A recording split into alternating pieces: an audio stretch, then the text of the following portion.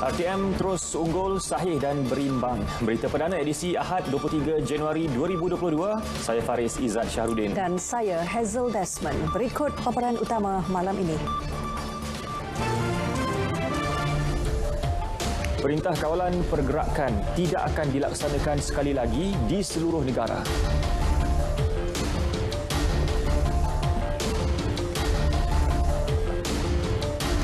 Warta Pemasyuran Mansuh Dun Johor telah diserah kepada SPR.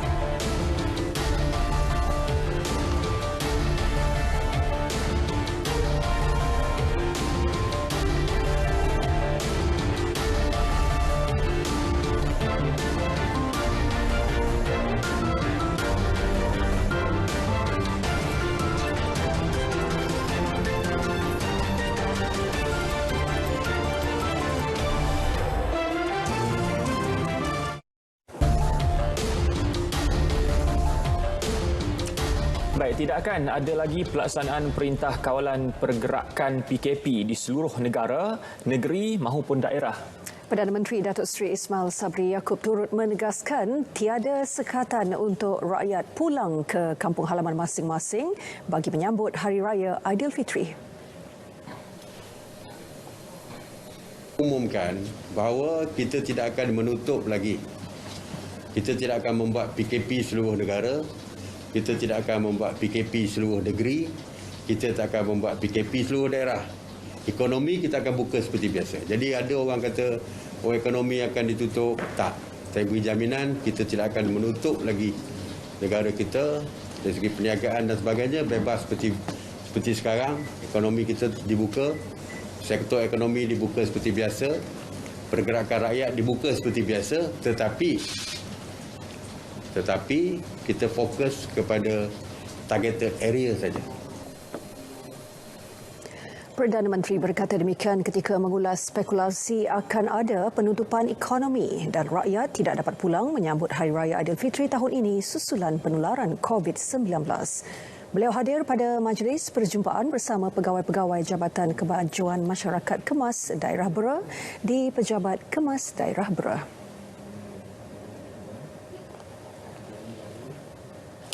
Cadangan Prosedur Operasi Standard SOP Pilihan Raya Umum Dewan Undangan Negeri PRU Dun Johor akan dibentang dalam mesyuarat sidang khas Majlis Keselamatan Negara. Perdana Menteri menjelaskan mesyuarat itu akan dihadiri wakil parti-parti pembangkang dan Kementerian Kesihatan bagi membincangkan cadangan SOP itu secara terperinci. Ya, jelas Datuk Seri Ismail Sabri, keutamaan kerajaan kini adalah bagi membendung peningkatan kes positif COVID-19 ketika pilihan raya berkenaan dilaksanakan. Memanggil mesyuarat sidang khas MKN. Saya minta Kementerian Kesihatan come out dengan cadangan untuk saya bawa dalam sidang khas MKN yang juga diwakili oleh parti pembangkang. Jadi kita akan putuskan. Tapi membimbangkan bila saya tengok result semalam dah naik menjadi 4,000 lebih dah COVID ni. Ya, jadi COVID ni perlu dibendung.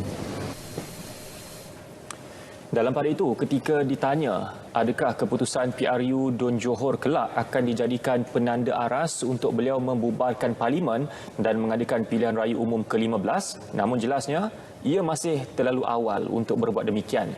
Beliau bercakap dalam sidang media selepas majlis perjumpaan bersama pegawai-pegawai Jabatan Kemajuan Masyarakat Kemas Daerah Bera di Bera Pahang. Speaker Dewan Undangan Negeri Dun Johor, Suhaizan Kayat, menyerahkan warta pemasyuran memansuhkan Dewan Negeri Johor ke-14 bertarikh 22 Januari 2022 kepada Pengarah Suruhanjaya Pilihan Raya Johor, Nur Nikman Jaimon petang tadi. Penyerahan warta itu sekaligus membolehkan SPR melaksanakan PRU Dun Johor dalam tempoh 60 hari. Suhaizan sebelum itu menerima warta tersebut daripada Menteri Besar Datuk Hasni Mohamad pagi tadi.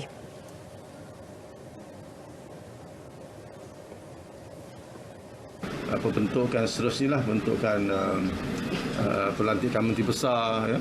Kemudian selepas itu pembentukan Jawatan Kuasa Ahli Mesyuarat Kajian Negeri, dan selepas daripada itu akan dilaksanakan sidang dewan yang pertama, iaitu pelantikan speaker baru. Jadi sepanjang waktu ini daripada sekarang sampai pelantikan speaker baru tu, maknanya saya masih lagi speaker kerajaan sampai tempoh pelantikan speaker yang baru tu lah. Sementara itu, Nur Rekman berkata SPR Negeri akan menunggu keputusan SPR Pusat berhubung pelaksanaan PRU Dun Johor. Tak ada hint-hint lagi tarikh itu daripada pejabat. InsyaAllah nanti kalau ada kita akan maklumkan kepada you all semua lah. Serah ni dari segi kita dah serah dah lah kan. Bila dah serah tu maknanya dah serah pada kita lah ni. Semalam, Sultan Johor Sultan Ibrahim Sultan Iskandar berkenan menandatangani watikah pembubaran Dun Johor bagi memberi laluan kepada PRU Dun Johor. PRU Dun Johor bakal menyaksikan pengundi bawah 21 tahun memilih untuk kali pertama selepas had umur mengundi dipinda kepada 18 tahun berkuat kuasa 15 Disember tahun lalu. Johor mempunyai 150,000 pengundi muda berusia 18 hingga 20 tahun setakat ini. Pengerusi Barisan Nasional BN Johor, Datuk Hasni Muhammad berkata, BN Johor perlu menyusun gerak kerja bagi mendapatkan sokongan pengundi muda. Jelas beliau, setakat ini BN sudah menggerakkan jentera parti yang diketuai generasi muda selain mendapatkan kerjasama pelbagai pihak dan badan bukan kerajaan untuk mendekati golongan itu.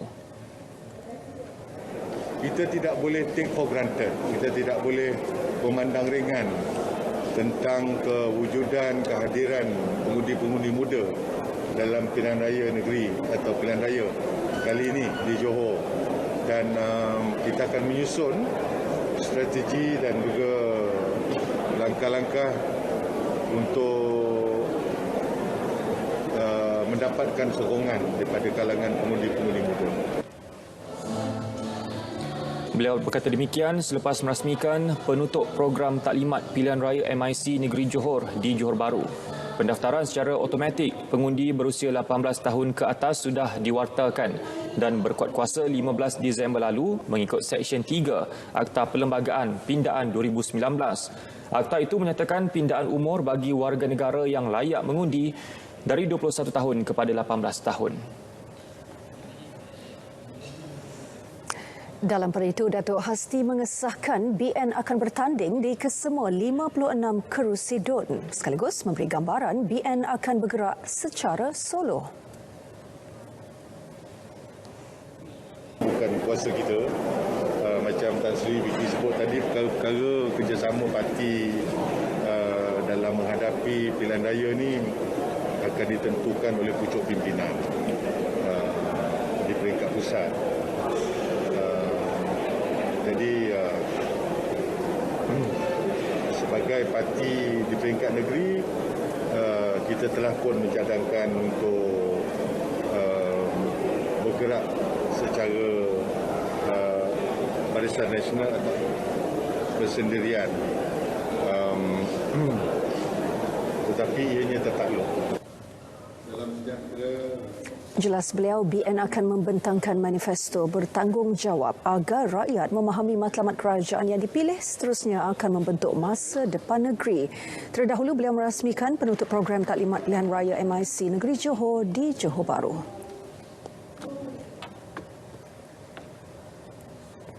Timbalan Presiden Parti Pribumi Bersatu Malaysia Bersatu, Datuk Seri Ahmad Faizal Azumu memberitahu Bersatu akan membuat pertemuan bersama Rakan Strategik Perikatan Nasional PN bagi membuat keputusan untuk mengambil bahagian dalam pilihan raya berkenaan.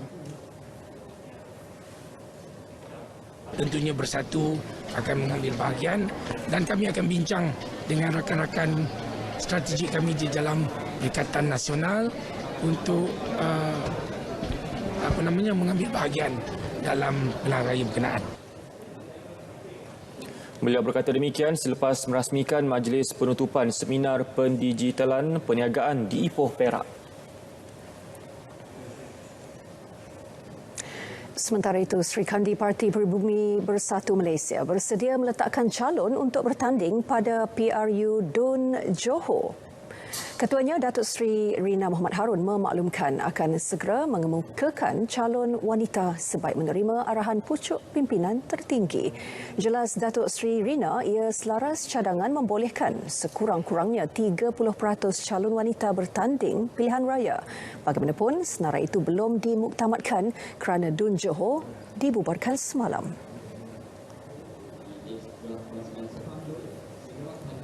Jadi dalam mana-mana pilihan raya pun kita berharap agar diberikan tempat juga kepada calon-calon wanita, kepada wanita lah, khususnya kepada Sri Kandi dan Wanita Perikatan Nasional. Jadi kita harap agar 30% daripada calon mereka yang akan bertanding itu adalah daripada wanita. Yang di-Pertuan Agong Al-Sultan Abdullah Riayatuddin Al-Mustafa Billah Shah menjalani pemeriksaan kesihatan dan rawatan susulan di Wad Diraja Institut Jantung Negara IJN untuk tempoh beberapa hari bermula semalam.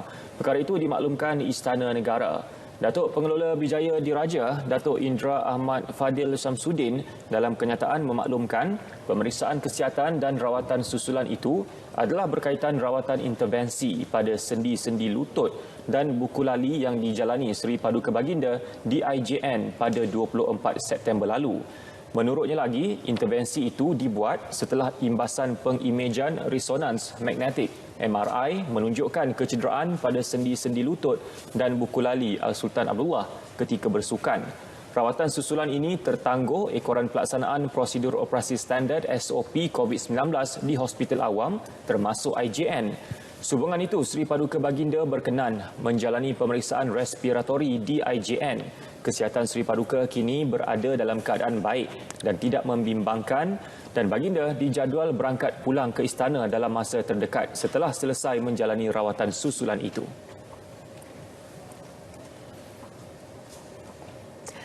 Tun Dr. Mahathir masih dirawat di Institut Jantung Negara IJN dan telah berinteraksi bersama keluarga. Datin Paduka Marina Mahathir memaklumkan beliau mewakili ibunya Tun Dr. Siti Hasmah Muhammad Ali sekeluarga mengucapkan terima kasih kepada semua pihak atas doa dan ucapan. Datin Paduka Marina melalui satu kenyataan berkata beliau sekeluarga menghargai semua pihak. Ia termasuk pihak dalam dan luar negara yang telah menganjurkan majlis doa selamat dan bacaan Yasin selain orang ramai dari pelbagai agama yang telah mengirim doa serta ucapan. Mereka sekeluarga berharap agar orang ramai tidak mengendahkan kabar angin yang disebarkan oleh sumber yang tidak sahih. Menurut beliau lagi, pihak IJN dan beliau sekeluarga akan mengeluarkan kenyataan dari semasa ke semasa.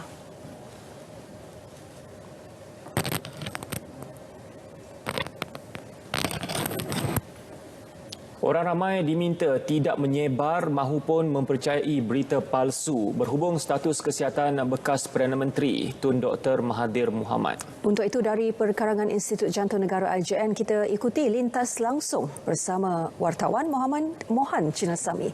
Mohan, silakan.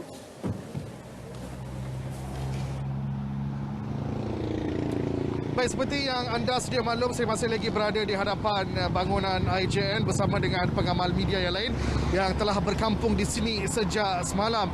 Dan untuk pengetahuan anda, kami masih lagi menunggu sebarang kenyataan media daripada pihak IJN bagi mengetahui status kesihatan bekas Perdana Menteri Tun Dr. Mahathir Mohamad. Walaupun sekitar jam 6 petang tadi, anak Tun Dr. Mahathir iaitu Datin Paduka Marina Mahathir telah mengeluarkan satu kenyataan media yang ringkas memaklumkan bahawa Tun Dr. Mahathir Mohamad masih lagi dirawat di IJN dan mereka sekeluarga berinteraksi dengan beliau. Dan kami juga masih menunggu sebarang kenyataan susulan daripada kenyataan media daripada anak Tun Dr. Mahathir Mohamad iaitu Datin Paduka Marina Mahathir. Okey, bagaimanapun sekitar jam 6 petang tadi kenyataan beliau mungkin melegakan kami dan juga rakyat Malaysia berhubung dengan situasi semasa Tun Dr. Mahathir Mohamad. Baik, dari pagi juga kami mendapati beberapa kenderaan dari Istana Negara yang memasuki perkarangan IJN berikutan yang di Pertuan Agong Al-Sultan Abdullah Riayatuddin Al-Mustafa Billah Shah berkenan menjalani pemeriksaan kesihatan dan rawatan susulan di Wad Diraja Institut Jantung Negara IJN berdasarkan kenyataan media yang telah dikeluarkan oleh pihak Istana Negara. Baik, pada masa yang sama, Menteri Komunikasi dan Multimedia Tan Sri Anwar Musa hari ini menerusi satu hantaran di Twitter meminta orang ramai supaya tidak menyebarkan sebarang berita tidak sahih berkenaan dengan keadaan bekas Perdana Menteri tersebut. Beliau berkata sebaiknya seluruh rakyat Malaysia mendoakan supaya rawatan Tun Dr. Mahathir berjalan lancar dan segera sihat sepenuhnya.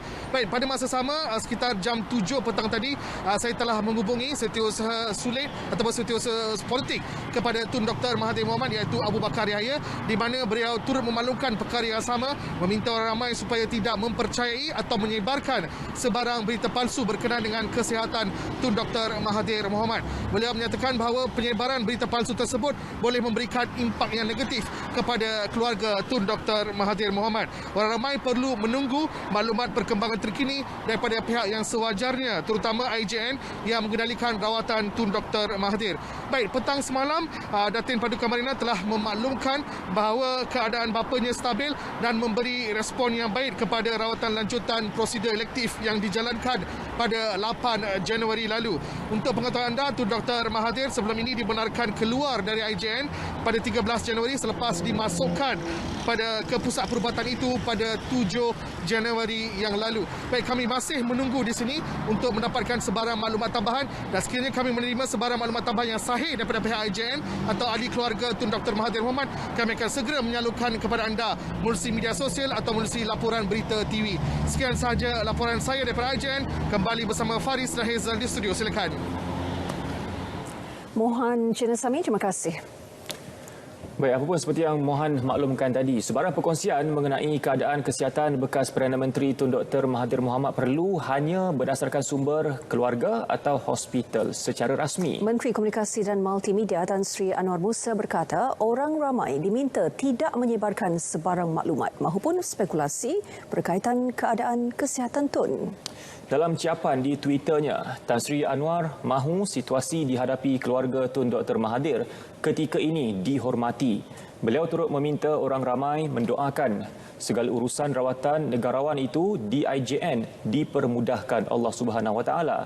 Sejak semalam, pengamal media berkumpul di perkarangan IJN bagi mendapatkan perkembangan terkini status kesihatan Dr. Mahathir.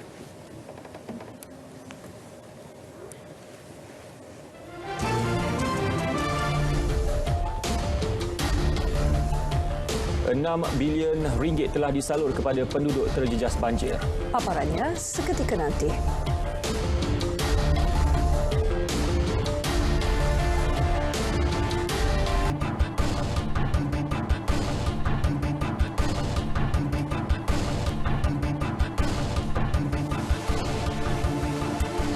Perniagaan franchise dilihat sebagai medium perniagaan yang tetap kukuh meskipun berdepan pelbagai cabaran termasuk COVID-19.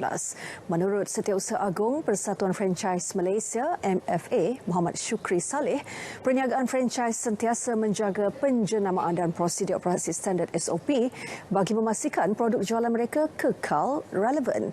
Produk yang diniagakan menerusi franchise juga lebih mudah menembusi pasaran antarabangsa, memandangkan ia dikenali secara global dan mempunyai SOP yang komprehensif.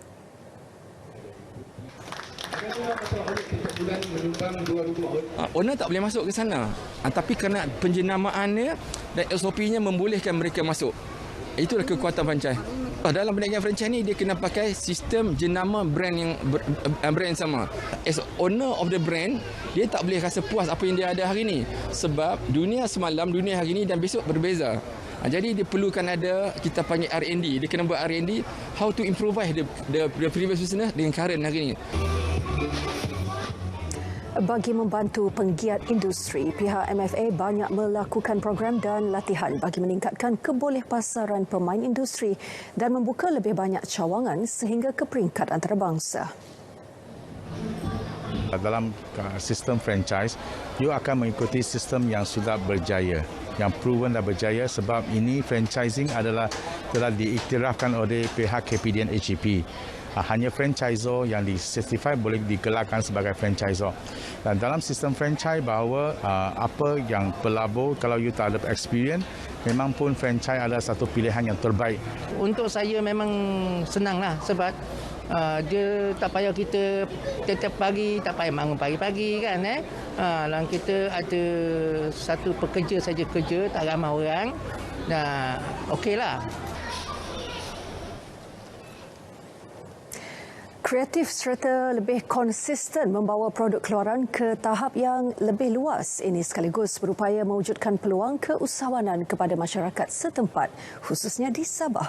Justru jelas Presiden Pertubuhan Rumput Etnik Sabah, Presbah Yahya Ahmad, usahawan negeri itu perlu memikirkan strategi lebih berkesan dan kompetitif.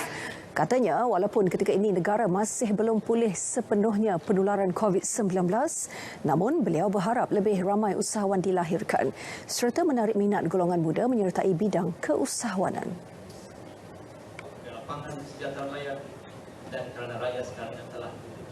Sabah, alhamdulillah, dia membantu usahawan kita.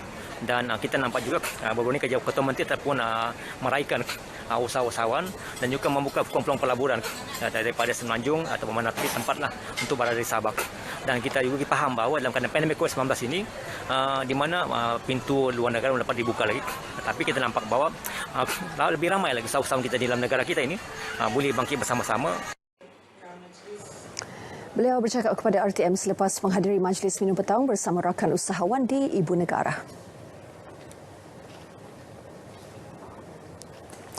Lembaga Kemajuan Terengganu Tengah ke Tengah memperuntukkan RM9 juta untuk program pembangunan keusahawanan desa menerusi rancangan Malaysia ke-12 RNK12.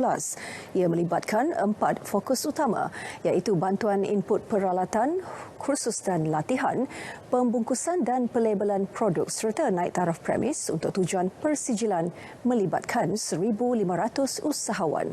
Selain itu, menurut Pengurus Besar Ketengah Tengku Ahmad Nazri Tengku Musa, Ketengah turut membantu para usahawan memasarkan produk mereka. Terbaharu, 35 produk melibatkan 10 usahawan diberi peluang memasarkan produk mereka di kedai mat stesen Petron di Pengkalan Gawi, Tasik Kenyir yang dimiliki Ketengah Properties Sendirian Berhad.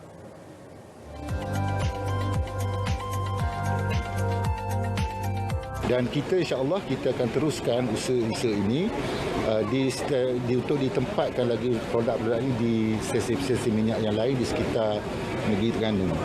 Dan untuk makluman juga penempatan produk-produk usahawan di stesen-stesen minyak Petron ini telah pun pada mulanya telah pun diadakan oleh pihak kementerian sendiri yang telah dilancarkan sebelum inilah, dan kita mengambil peluang untuk meneruskan usaha-usaha bagi tujuan memperbanyakkan produk-produk usahawan di stesen-stesen minyak dalam negara kita.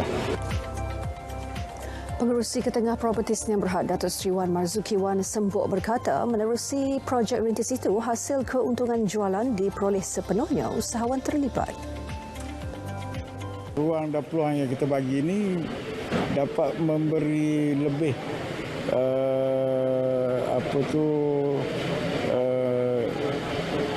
cara macam mana dia orang nak memasarkan produk masing-masing, dan ini di antara salah satu platform yang mana mungkin selepas ni mereka boleh pergi lebih jauh lagi dengan hasilan yang dia orang buat ni. Jadi kita mengharapkan sebagai satu batu loncatan di sini, dan seterusnya mereka akan lebih berkembang lagi lah. Sebelum ni saya buat kat rumah. Lepas tu ke tengah bagi saya satu kilang kecil bengkel. Lepas tu saya dah mula buat kat bengkel lah. Sekarang ni saya tengah proses untuk dapatkan mesti dengan halal. Keistimewaan saya, produk ni dia ada isi dalam ni. Dia ada isi, lepas tu isi tu kasar-kasar. Biasa dia orang blender, kedai yang biasa dia blender halus lah. Ini kasar-kasar. Bila kita makan, kita rasa isi masuk mulut kita, boleh kita kunyah pula. Kita mengusahakan produk kita kat bengkel, tapi rumah kita dah dapat halal, dapat mesti. Jadi kita dah renew 3 kali dah halal. Rasa bangga jugalah sebabnya kiranya macam kita pilih jugalah melalui Ketengah kan. Jadi bolehlah menambahkan lagi pendapatan kita orang lah.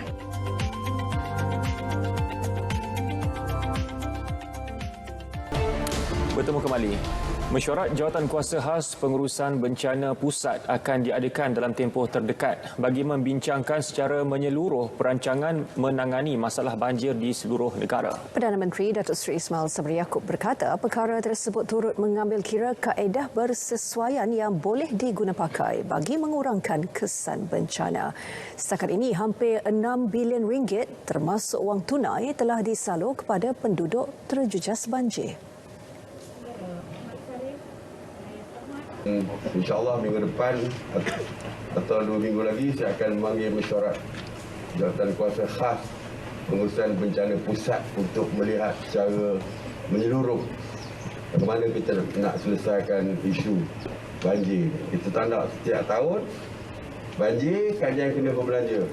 Tahun ini mungkin 6 bilion ni. Yang cash saja yang kita bagi direct ni 1.4, 1.5 bilion. Dah campur kerosakan-kerosakan lain. Kerajaan juga katanya perlu bertindak segera mencari penyelesaian jangka panjang menangani isu tersebut sekaligus dapat mengurangkan perbelanjaan kerajaan setiap tahun dalam menghadapi bencana banjir. Dalam perkembangan lain, beliau turut memaklumkan ketika ini hampir 100% bantuan wang ihsan telah disalurkan kepada penduduk terjejas yang berpindah ke pusat pemindahan sementara. Manakala berlaku sedikit kelewatan bagi kategori tidak berpindah, berikutan maklumat terperinci diperlukan. Namun beliau memberi jaminan bantuan akan disalurkan dalam kadar segera. Beliau berkata demikian ketika mengadakan lawatan ziarah prihatin penduduk terjejas banjir di Masjid Kampung Guai, Bera.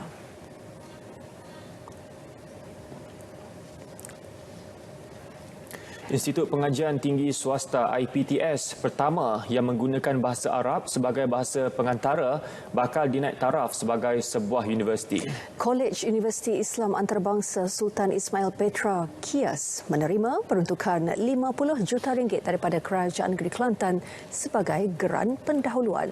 Pengerusi Lembaga Pengarah KIAS Darul Naim Sdn Bhd yang juga Timbalan Menteri Besar Kelantan Datuk Muhammad Amar Nik Abdullah berkata, matlamat menjadi universiti penuh disasarkan dalam tempoh 3 hingga 5 tahun.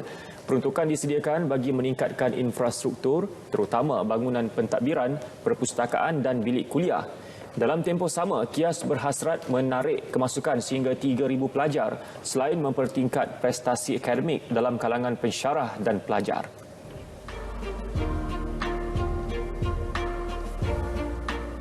Dalam plan besar kita, sekiranya kita mencapai taraf universiti, kita berhasrat untuk membina cawangan-cawangan di negeri di luar pada Kota Baru, di jajahan-jajahan. Dan ini kita akan jadikan sebagai kampus induk.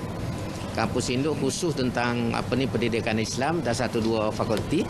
Yang lain-lain itu mungkin kita akan buka di jajahan lah yang mana yang sesuai dan menasabah. Beliau bercakap dalam sidang media selepas majlis pelancaran KIAS sempena sambutan 2 dekad penubuhan KIAS di Nilampuri, Kota Baru. KIAS sebelum ini berjaya dinaik taraf sebagai sebuah kolej universiti pada 21 Mac tahun lalu setelah 10 tahun menunggu. Ia bagi memenuhi keperluan revolusi industri 4.0. Susulan itu, kemudahan prasarana telah dipertingkat termasuk menyediakan sebuah asrama baharu yang mampu menempatkan 1,500 pelajar dalam satu-satu masa.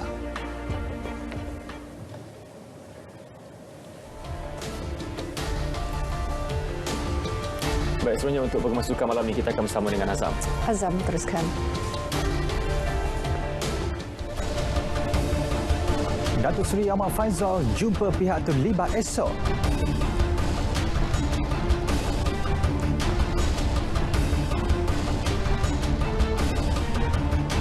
Sasaran mara ke final Sukan C lebih realistik.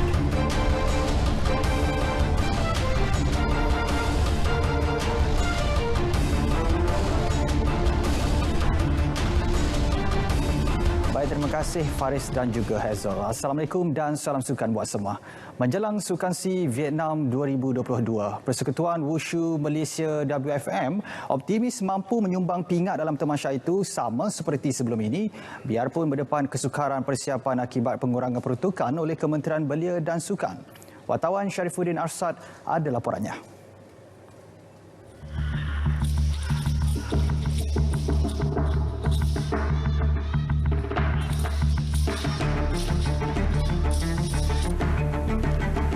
Setiap kali kejohanan sukan si berlangsung, Wushu tidak pernah menghampakan kontingen Malaysia dalam misi menuai pingat. Buktinya pada Sukan Si 2017, Wushu menyumbang 6 emas, 2 perak, 3 gangsa. Malah keputusan positif diraih pada Tamasya 2019 dengan 2 emas, 1 perak serta 1 gangsa. Presidennya, Datuk Chong King Fat menjelaskan biarpun jago Wushu negara Yap Wai Kin antara 5 atlet yang tidak dikekalkan tahun ini, namun WFM tetap yakin kemampuan atlet Wushu muda negara. Macam Nan Kuan, mereka yang kuat, perempuan kita punya tak ada. Kita punya Chen Chang Wo Champion Wong Vincent acara pun tak ada dalam SEA Games tahun ini. Tetapi kita masih ada peluang menampaskan medal. Memang ada. Jelas beliau, pengguguran 5 atlet mereka daripada program podium selain tiada kejohanan besar selama 2 tahun turut memberikan kesan dalam persiapan pasukan, namun semua itu dihadapi secara profesional. Tadi punya budak punya performance untuk Wushu adalah satu sukan yang sangat high performer. Yang terpenting sekali adalah dia punya difficulty. Kalau dibuatnya tak ada mistake. Kita punya team memang boleh dapat pingat. Bagi badan induk tersebut, apa jua keputusan kerajaan diterima dengan sebaiknya. Namun masih ada harapan agar isu pemotongan bajet bagi program latihan sepenuh masa dipertimbangkan demi kebaikan bersama. Bagi skuad Wushu negara, perjuangan demi Malaysia sentiasa menjadi keutamaan dalam usaha memastikan kecemerlangan mampu diteruskan.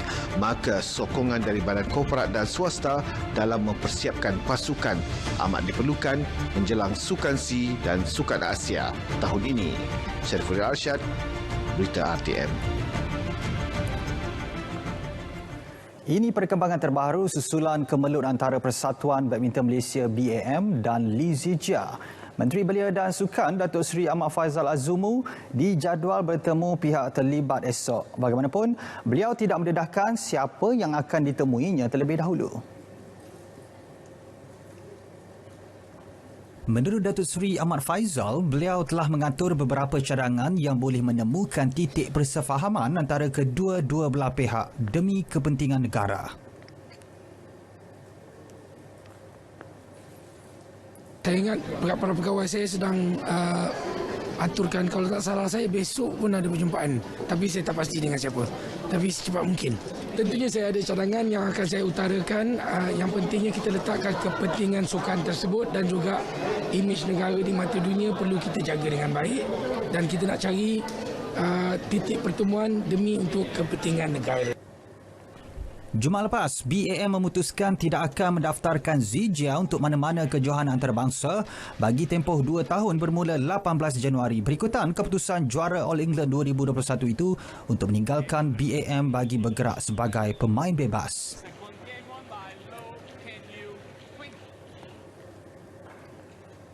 Mental dan fokus pemain dalam kem badminton kebangsaan boleh terkesan akibat konflik antara BAM dan Lee Zijia. Perkara tersebut diakui pengarah kejurulatihan perseorangan negara Wong Chung Han. Jelas Chung Han, beliau dan barisan kejurulatihan di BAM akan memastikan isu berkenaan tidak berlarutan sehingga menggugat prestasi pemain dengan memberikan tumpuan sepenuhnya terhadap proses pembinaan bakat.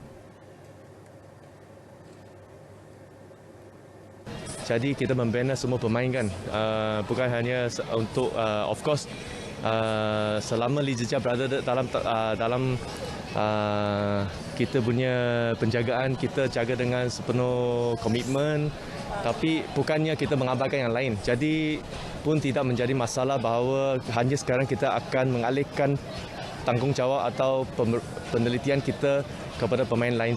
Yang sebenarnya kita selalu ini kita pun juga turut menjaga semua pemain. Jadi kita hanya teruskan kerja seperti biasa saja. Beliau berkata demikian selepas menamatkan larian bendera wilayah persekutuan dan Queen's Baton Sukan Commonwealth 2022 hari ini.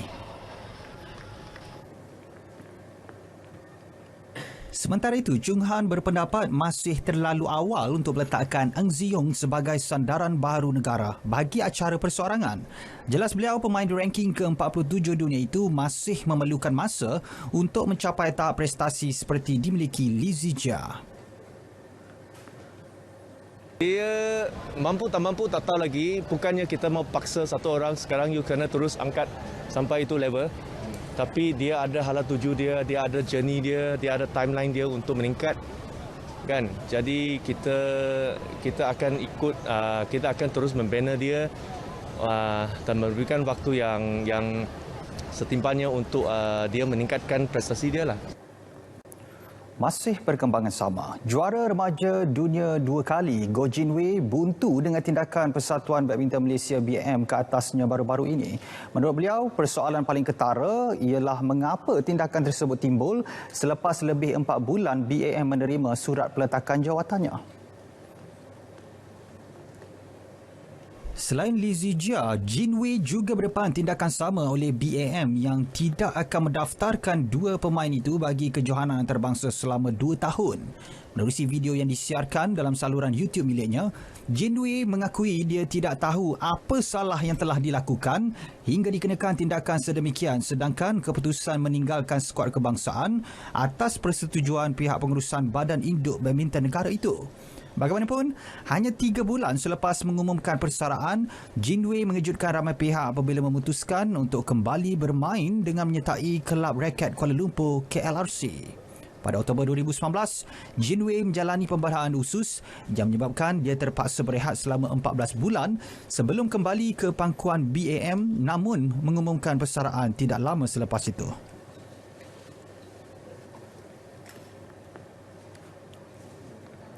Sekurang-kurangnya mara ke final Sukan C Vietnam. Itu sasaran minimum wajar diletakkan kepada jurulatih baharu skuad Harimau Malaya Kim Panggon.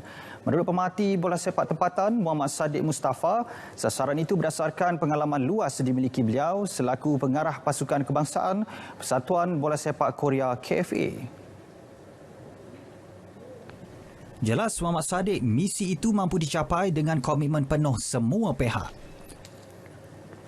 Sebab beliau akan datang pada bulan Februari. Sukan C hanya beberapa bulan akan datang. Okey, kelaikan Sukan Asia beberapa bulan akan datang dengan senario yang tidak begitu mesra pada pasukan Malaysia. Dengan kita baru memulakan liga. So dengan pilihan pemain-pemain yang macam-macam ke arena, okey, ada macam-macam perangai. So dengan budaya Korea yang begitu disiplin, adakah pemain-pemain yang sedia ada ini sanggup menghadapi cabaran tersebut? Panggon dijangka tiba bersama 4 staf teknikal iaitu pembantu jurulatih, jurulatih penjaga gol, pegawai kecergasan dan penganalisis.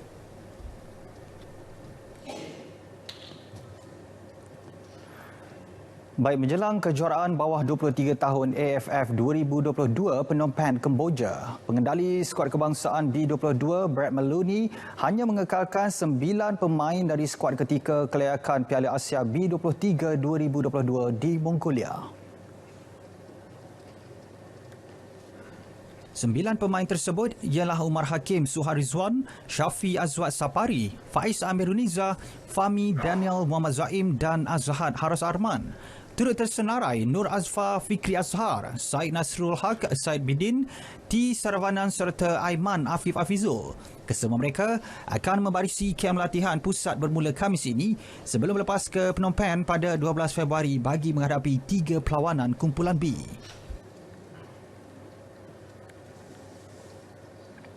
Baik, kita ke kejohanan Liga Futsal Premier Malaysia MPFL 2022. Juara bertahan Selangor Mac kekal berada dalam 2 kelompok teratas Liga selepas menewaskan kelab PDRM 4-2 di Kompleks Sukan Penasnik Shah Alam. Ketika ini, skuad kendalian Adi Syarulizam Syafi'i berada di tangga kedua dengan 6 mata hasil 3 perlawanan.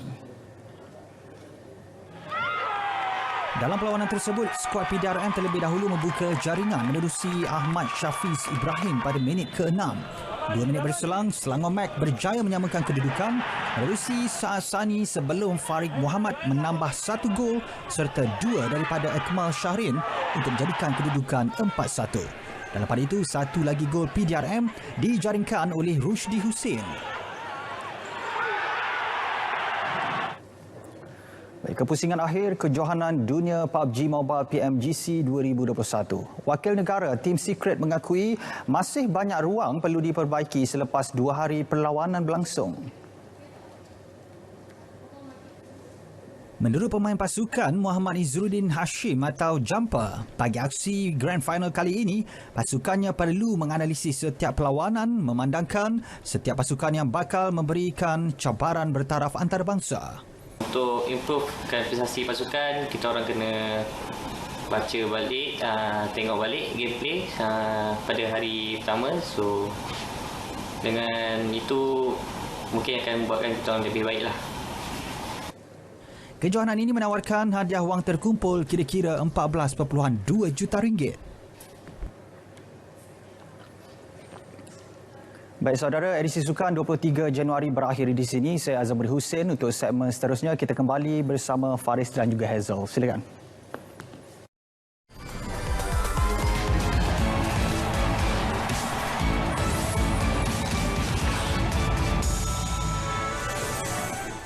I am very excited and honored to be racing for Malaysia for this upcoming 2022 Winter Olympic Games in Beijing. And I hope to compete with all my strength for this upcoming Olympic Games. I think it's really cool. I think it's something special, and then I feel that I'm kind of making history for that country, and that since I'm one of the first ones to go, that it can inspire other people from that country to represent Malaysia in another sport. I've tried my best to qualify for the Beijing Winter Olympics, but I have much to improve and will continue to work hard for the next Winter Olympics. I just wanted to say for myself, even if I don't qualify, I hope that you continue to support us, support winter sport in Malaysia, to help us to continue to grow and continue to improve as the years go by. And I promise on my part that I will do my best to represent my country every time I get the opportunity to, as well as be an inspiration to the next generation of younger athletes. And to the athletes competing in Beijing, all the best to all of you, and I hope you guys do really well. Baik, lagi berita penyu agar ditemui mati. Terbaru, seekor penyu agar betina seberat 60 kg ditemui mati di pantai Kelulut, Marang pagi tadi. Pengarah Jabatan Perikanan Negeri Terengganu, Ruzaidi Mamat berkata penyu yang berusia antara 18 hingga 20 tahun itu dipercayai mati akibat tertelan plastik. Pemeriksaan dijalankan kaki tangan cawangan Taman Laut Pengurusan dan Perlindungan Sumber Negeri Terengganu menjumpai gumpulan plastik dalam mulut penyu berkenaan. Menurut beliau, pihaknya tidak menolak kemungkinan penyu berkenaan sudah mati beberapa hari di laut berdasarkan keadaan bangkai yang hampir reput dan berbau. Setakat hari ini, 11 kes kematian penyu direkodkan untuk tahun ini. Manakala sebanyak 51 kes kematian reptilia berkenaan telah direkodkan di seluruh Terengganu tahun lalu.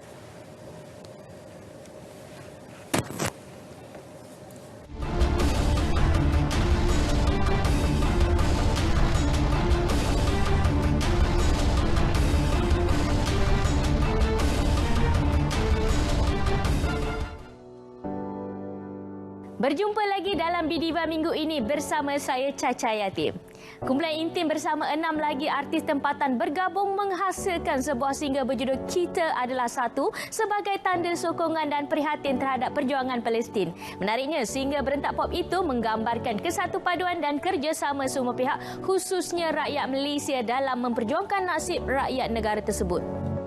Malammu penuh ketakutan. Merupakan hasil karya Ikhwan Fatana dan Wan Saleh, liriknya pula ditulis sendiri Ikhwan Fatana, penyanyi Syamil, The Helmis, Dr. Fitri Haris, Adib Nahar dan Anik Muhai antara yang menyumbang vokal dalam Kita Adalah Satu. Single itu tercetus apabila melihat pelbagai pihak memberikan sokongan terhadap kempen My Aqsa Defenders, termasuklah golongan selebriti yang memuat naik hantaran-hantaran di media sosial yang menyentuh tentang kesedaran terhadap isu Palestin. Kita nak mewujudkan satu lagu yang bersifat kemanusiaan tapi bersemangat. Okey. Biasa kita dengar lagu-lagu yang ialah tentang kesedaran orang membantu orang yang susah. Lagu tu macam agak melo, slow kan.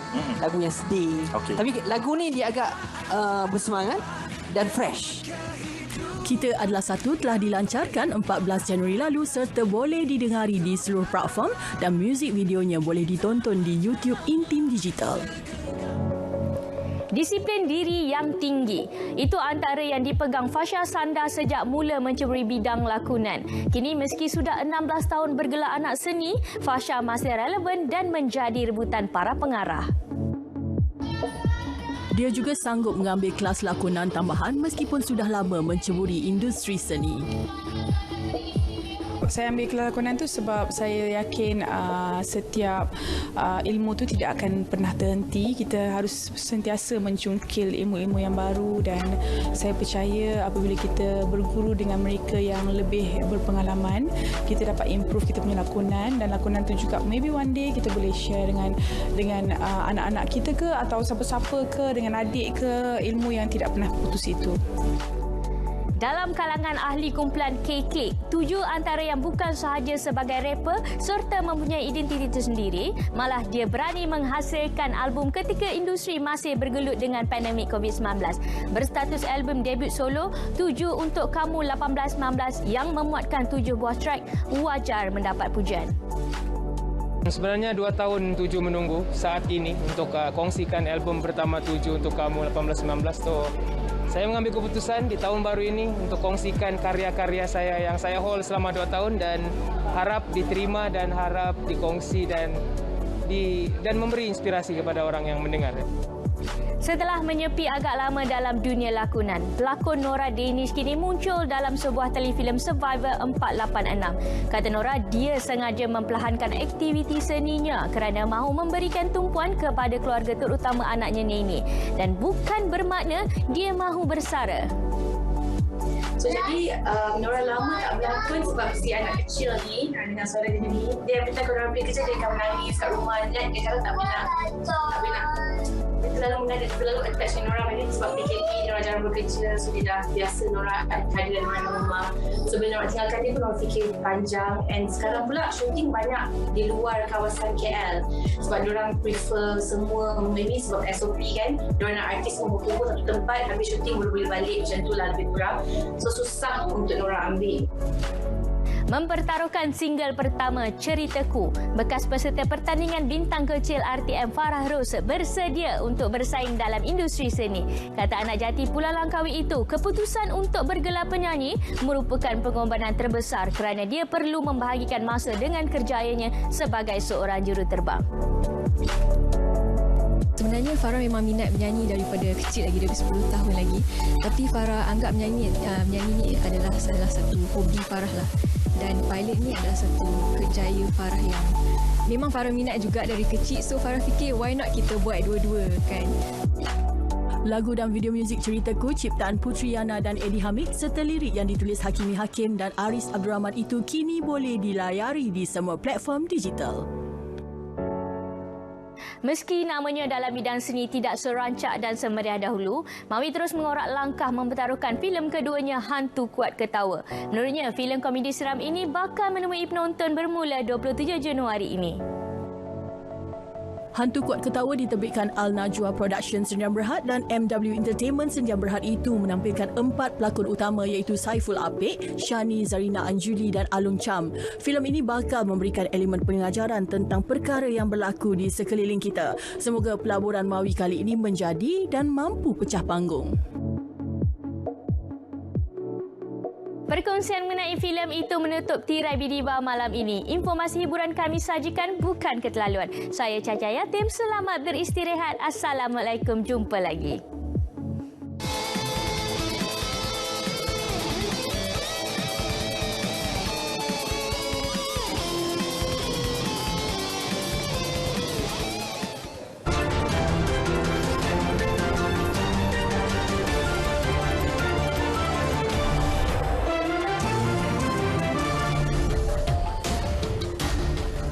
Baik, sebelum kita ke segmen hashtag, saya nak tanya Hazel, pernah tak nampak haiwan yang bersifat romantis? Setahu saya, Faris, ada haiwan yang bersifat pelindung, melindungi anak mereka. Tapi kalau yang bersifat romantis, belum pernah saya dengar, Faris. Ya, sebenarnya inilah yang ingin kami kongsikan kepada anda. Bukan saja manusia, tetapi haiwan juga pandai berpegangan tangan kerana takut pasangannya hilang. Kita saksikan. Baik, sebuah video yang dikongsikan di akaun salah seorang pengguna TikTok memaparkan aksi dua ekor memerang laut berpegangan tangan semasa berada di dalam air. Tindakan romantis itu sebenarnya dikatakan memang sifat semula jadi haiwan itu untuk memegang tangan pasangannya semasa tidur supaya salah seekornya tidak hanyut di bawah air.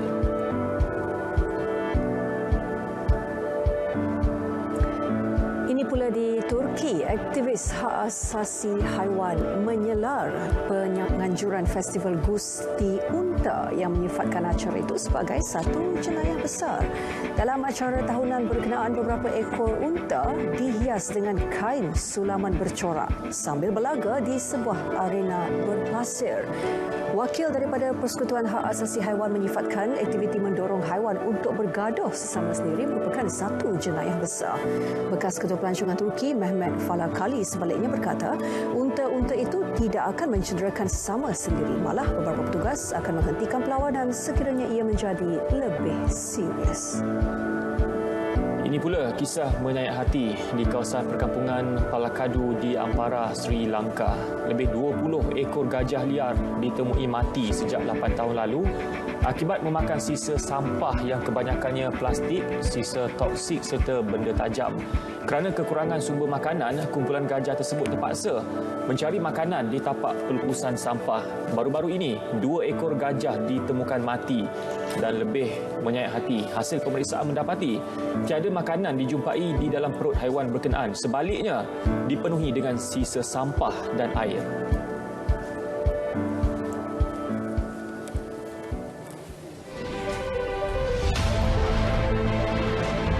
Himpunan peristiwa, kisah suka duka, konflik antarabangsa.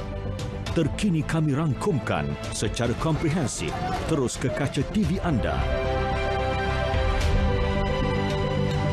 Saksikan berita dunia Isnin hingga Jumaat 11 malam di TV1 dan saluran berita RTM.